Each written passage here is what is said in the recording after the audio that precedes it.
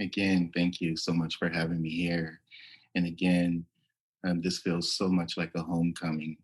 I put up the heart emoji because I was sending out a love signal to one of my Sangha sibling who's out there. Sent a direct message, just um, a an emotion of warmth, basically. Um, again, this is home Sangha for me. This is the Sangha where I grew up, basically, where I cut my teeth in the Dharma. And I came in, I had all of these big, bright ideas about what I wanted to do with my Dharma life. Some of us can relate. We have these grand ideas of how we want to change the world and how we want to show up in the world. And then at some point, I just plateaued and became very disillusioned. And I think that is also a part of the Dharma practice too. And I know some of us out here are feeling like disillusioned or uninspired. We're seeking the right teacher to motivate us to so that we can go deeper in our own practice and discover new things about us. you know um, some of us out here are having that experience right now, and it's a real experience. And then somewhere over that hill, you know one comes into one's true dharma life, right? One comes into one's own intention of how one wants to show up in the world. It's not so much a teacher telling us how to show up. We're guided by our own North Star, our own compass. And so this is what my talk is basically about this evening, is about, getting over that hurdle of maybe our practice have stalled in some way. Maybe we're not trusting of the practice or of the Sangha, or maybe even of the teachers. We haven't fully committed to this pathway. Maybe we're calling it something that it's not. I like the mindfulness part, but not the Buddhist part. I want to make it very clear that I'm a Buddhist teacher.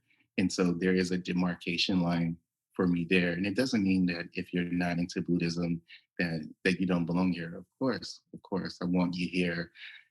You're needed here. All of us, we're family, we're trying to figure this out together. But I want to be very clear that there's a demarcation line between mindfulness, what we practice as mindfulness, and then what is essentially a Buddhist practice. And really what a Buddhist practice is that we're submitting ourselves, or we're surrendering ourselves to a transformation, and that there are certain steps that we have to go through to reach that transformation. But ultimately, what we're moving toward is showing up as a more authentic version of ourselves. And so, when we talk about cultivating wisdom in this practice, the wisdom is not so much about gaining more control over the body, or gaining control over perceptions of how people are looking at us, but it's more about cultivating a balanced joy within us. And when I talk about a balanced joy, I don't mean like a joy that is conditioned on somebody else's, you know, response or reaction to us, or a joy that's connected to a situation going our way. A balanced joy means that I can generate and cultivate this from within, that I can generate this internally. And it doesn't matter what happens in the world. I can show up as I am in my um, in an authentic version of myself. Even in white supremacist society, I can boldly show up as I am. And what I mean as boldly doesn't necessarily mean that I'm kicking down the door and I'm busting down the door and I'm shouting at the top of my lungs that I'm here. That when I walk through that door, that my presence alone says that I'm here. The presence speaks for itself. And so this is what I'm kind of pointing to and leaning to this evening in in in what I'm offering you all in community. It took me a very, very long time to reach this point. A lot of heartache, a lot of crying, a lot of struggle. But I feel like I'm just now getting to that point. Haven't fully perfected, the pathway, but I'm getting there. And so I have to be honest about where I'm at in my own practice.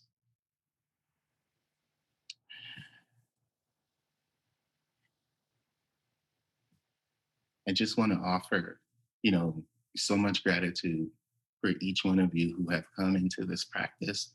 And maybe your entryway into this practice was mindfulness, right? Learning how to meditate, sitting on the cushion and working it out on the cushion. And for me, I know that some of my teachers told me that if I sat on the cushion, that wisdom will eventually find its way to me. But I did have some insights on the cushion. But what I found also too, that I was still harming myself.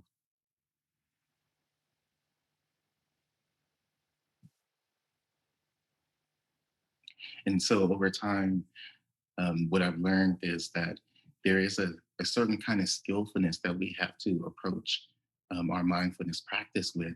Otherwise, it's just a continuance of violence that we're committing against ourselves.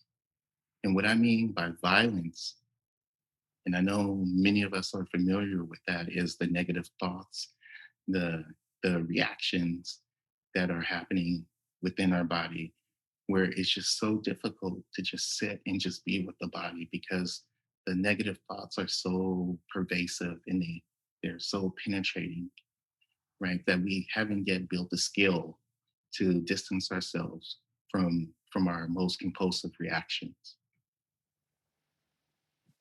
So what ends up happening is that we lose faith in the practice because it's like, hey, I can't even sit here on this cushion for 20 minutes because I'm in deep suffering. I'm suffering more in my practice than I am, in my walking life. And so basically, again, what I'm offering this evening is how can we create sustainable, a more sustainable practice so that when you wake up every day, right, you want to go and practice, right? The go-to is actually the cushion. I want to be on the cushion. The meditation practice becomes an enjoyable experience. I don't mean enjoyable in that all the time is completely blissful. I mean enjoyable in that I can actually be with myself and meet myself and be with the willingness to sit with what is difficult, but also what is what is arising, the wholesome states, the wholesome feelings, the love, the compassion. I can also be with that too.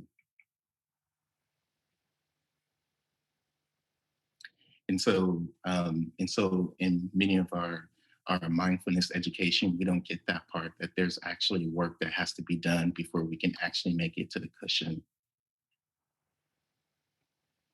Kaizen, and I affectionately know this person as Chin. We've been in meditation community for many years.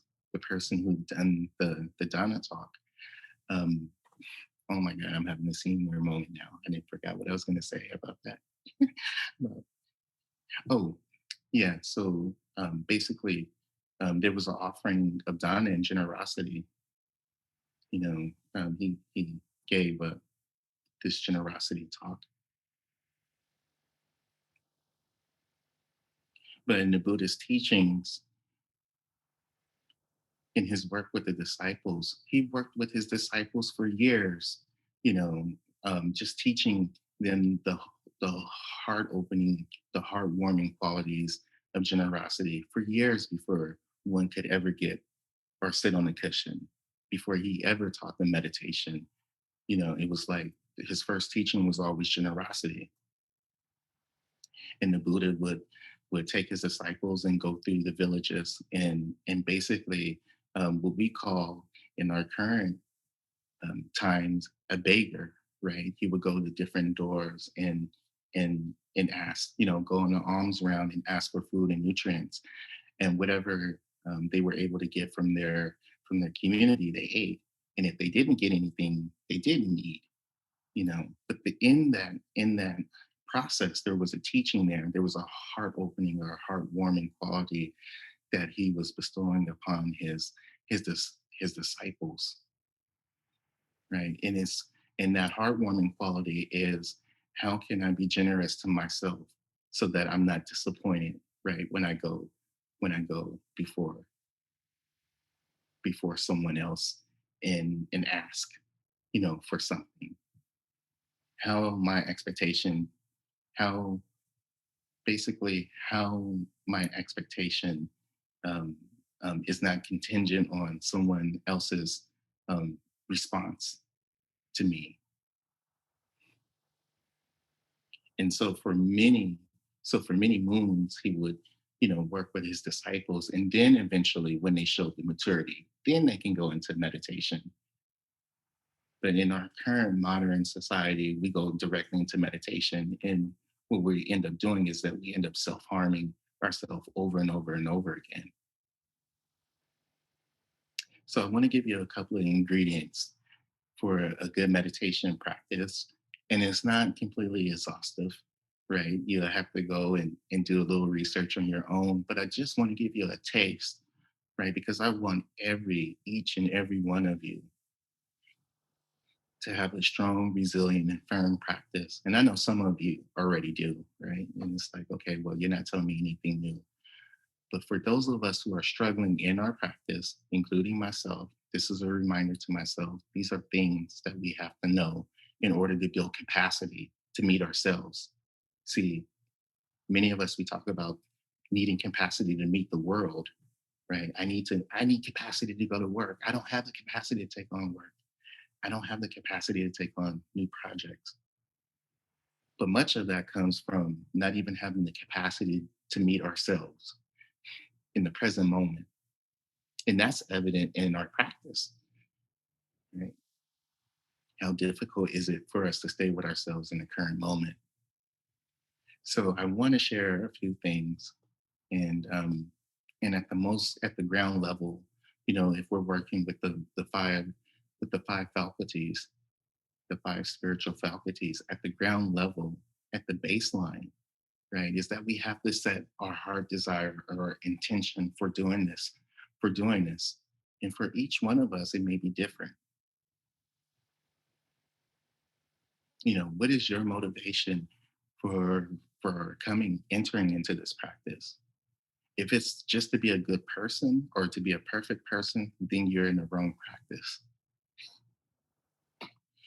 Because essentially, in this worldview, right, there's only skillfulness and unskillfulness, not so much good or bad.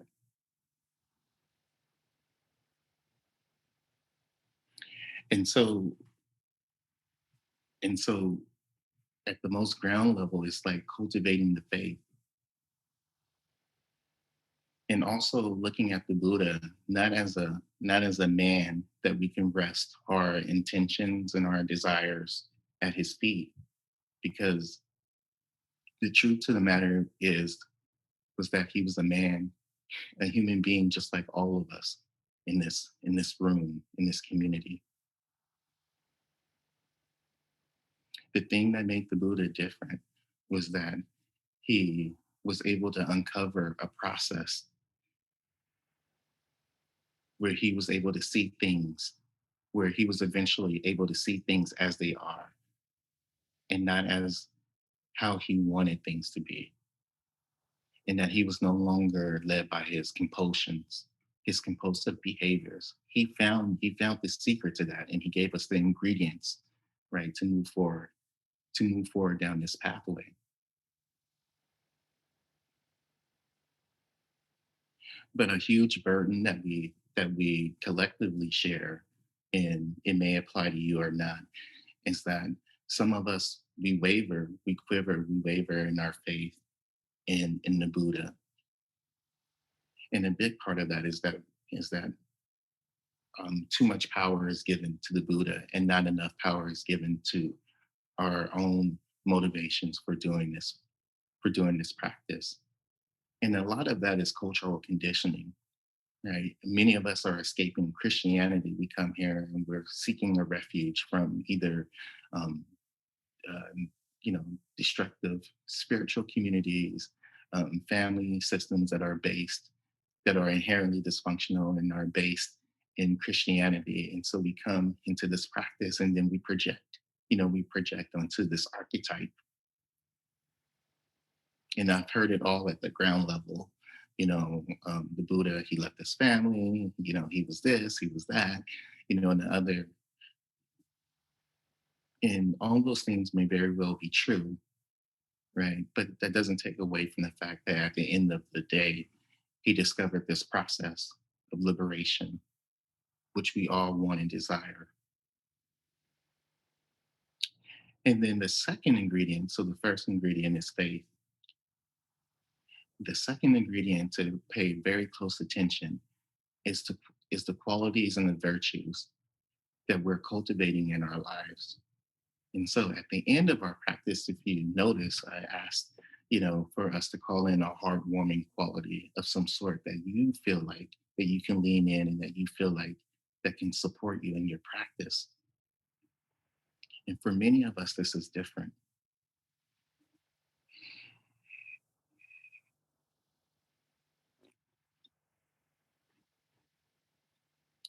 But the generation of the heartwarming qualities, well, actually, I'll tell you a little story here. I had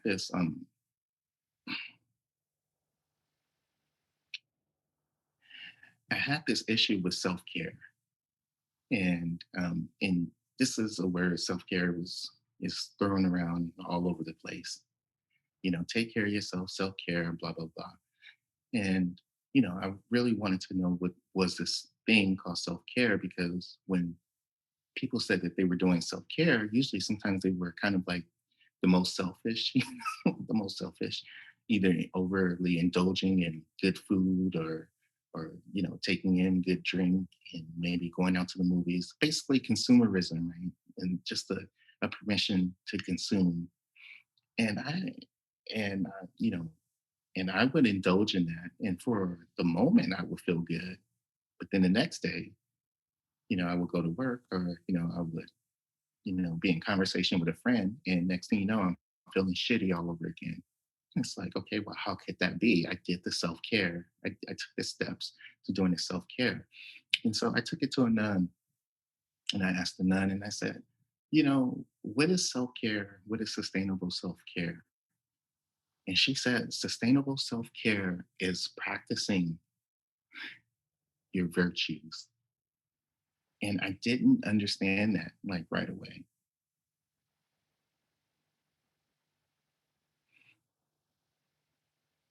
It is a known fact that the fruit of the practice of loving kindness, and I'll take one quality, which is loving kindness, something that we practice here in this community, that if we really apply the loving kindness to ourselves, even in meditation, opening up the heart to really receive us as we are with all of our perfections and flaws, not leaving anything at the door, but just truly um, bringing in true acceptance, radical acceptance, that actually that quality not only is generative, right? It not only generates self-esteem for ourselves, but it also broadens our compassion for others.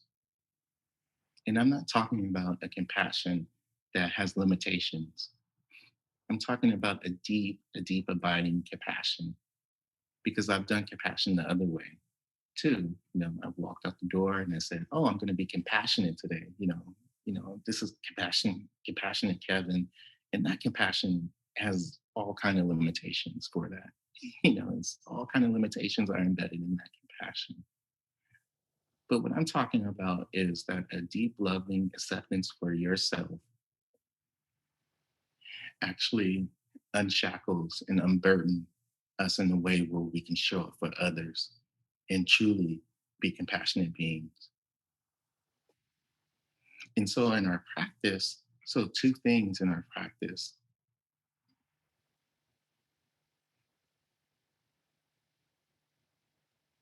One, we give up the idea that there's a savior, that there's something out there that will be able to save us. And so we liberate the Buddha and we say, okay, okay, Buddha, I let you go. as a savior. The second is actually learning and fine tuning the ways that we generate virtues and qualities for ourselves first before before practicing it outwards. If you knock down those two birds, and that sounds a little violent, but if you get those two legs on a tripod, right, you almost got a very stable stand that you can lean on.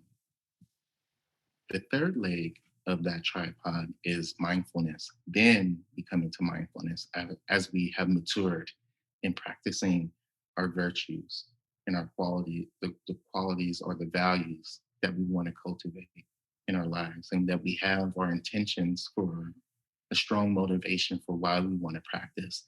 Then we can enter into a meditation practice. Then the meditation begins to make sense because there's a high degree of acceptance for ourselves as it is, as we are, and there's a degree of acceptance for the environment as it is. And we're no longer aiming or reaching for perfection, things needing to be perfect, the way, but that we can begin to accept the way that things are. And when we begin accepting the way that things are, then our Buddha nature begins to arise. Then we begin to develop the the the, the insight, right, to be able to respond to life. Because now who we are is not hinged on circumstance or conditions being a certain way. Then we can be present to the moment. And it sounds easy, but it takes practice. It takes practice. It takes practice. There's so much compulsion and and um, and conditioning that we're always constantly working through. So it takes practice. And then once we have solidified our meditation practice, and we can hold that, we can hold the tension. Remember earlier I talked about holding the tension between the negative and our positive. When we can firmly bring ourselves into balance, right, within, then we find that we begin to cultivate the ability to to hold it without,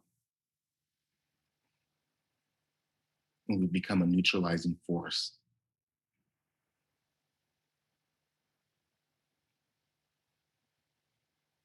And so this is a natural way of building capacity. The courage, and I mentioned both courage and capacity in the event description. The courage is that we continuously keep showing up, no matter how discouraging, um, no matter how exhausting. We continue to show up.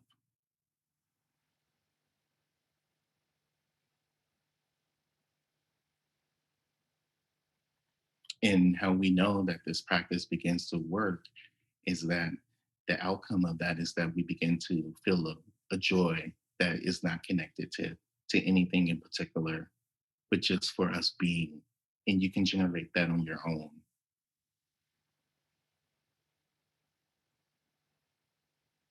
And there's no need for anyone on the outside to fulfill that expectation. And if they do, it's wonderful. And if they don't, then that's wonderful too.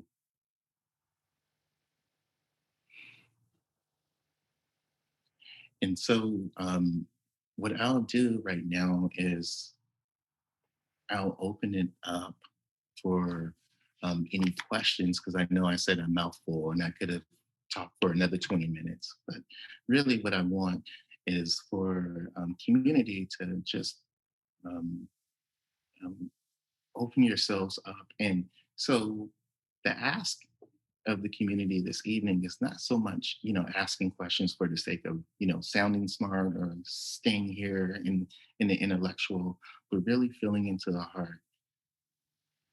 So for anyone who has a question, maybe you can preface that question with sharing what is your own willingness in this present moment. Where are you? Where are you at? What are you willing to practice, and what is it that you still feel timid or unsure about? And then we can start there. And hopefully that's clear. And if it's not clear, then that's fine. We'll work through it. But ultimately, what we're doing here is we're going to we're trying to plant some seeds here for a fruitful practice.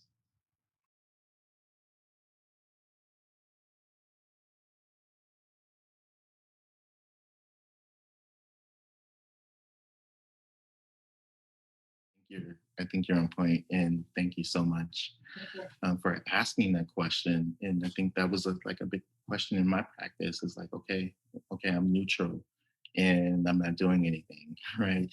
And so, what I mean by neutrality is it's definitely not, not a passive thing. Um, it's not a kind of it's not kind of a passivity where we're not, where we're not called to action.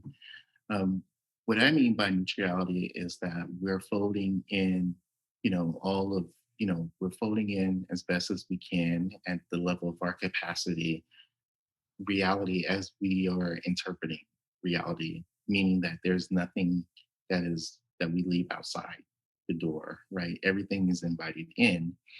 And we hope that, we hope that with a quality of presence, but in order to generate that presence, we have to be able to generate these qualities for ourselves, right? And so as we generate these qualities for ourselves, the values that the joy, generosity, love and kindness, um, we actually develop the capacity to be able to hold much more of reality. We find that our ability to be present, right, um, and to be present, it actually strengthens and it widens and it's um, yeah, we can just show up more of ourselves and in a much better way. And in that, right, we begin to see things clearly. Again, seeing things not as we hope or wish that they would be, but actually as they are. We begin to have a discerning eye. We begin to see things as they, for what they are. And in that moment, and that is a power within itself, being able to have that clarity, right? And so in moments where action is required, we can take action, but the action is more skillful because we're not hemorrhaging energy, trying to control the situation, trying to control perception, other people's perceptions of how they are looking at us, that we can actually and show up as our full selves, show up as presently as possible. And so what begins to happen is that your actions begin to become guided.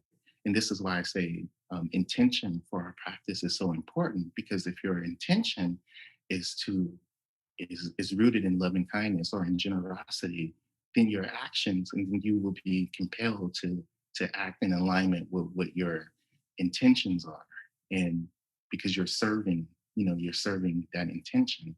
And so and so the paralyzation or being paralyzed in the practice actually means, in some way that there's a quality of presence that's still not there, that is still lacking, and because that quality of presence is lacking, um, um, then maybe the action that you need to take clearly is not made clear to you in that moment, and so And so, yeah, so what I'm speaking about is not like a passive neutrality. It's really just holding the tension of positive and what we consider to be positive, a positive experience and a negative experience, but holding them and having and cultivating the intelligence to be able to act um, in accordance to what is needed based on your intentions that you want to put out in the world. And I hope that makes sense. I'm trying to explain something that seems so large, but I hope that offers some clarity.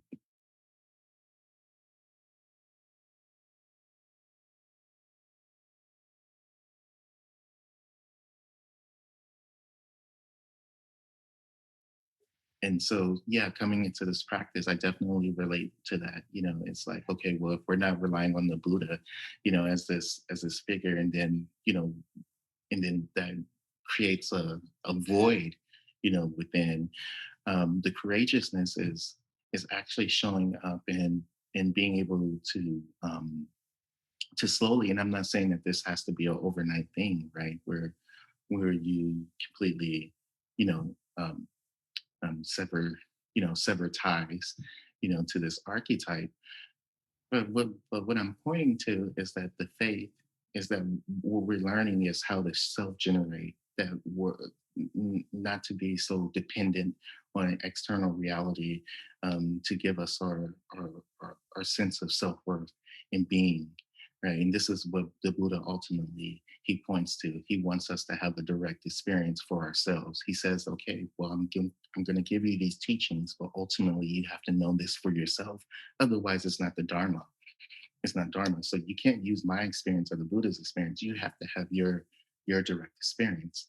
And so the courageousness, in context of the first leg of the tripod is that, we begin to cultivate an independence of relying on one's own intentions and motivations, and being clear on our motivations for why we want to enter into this practice. But then also too, our relationship with the Buddha becomes much more healthier, because now we're looking at him as a model, as a tried, true, and effective model for moving through these principles, which got him to enlightenment. And so what it is that we're cultivating a healthy relationship with this archetype.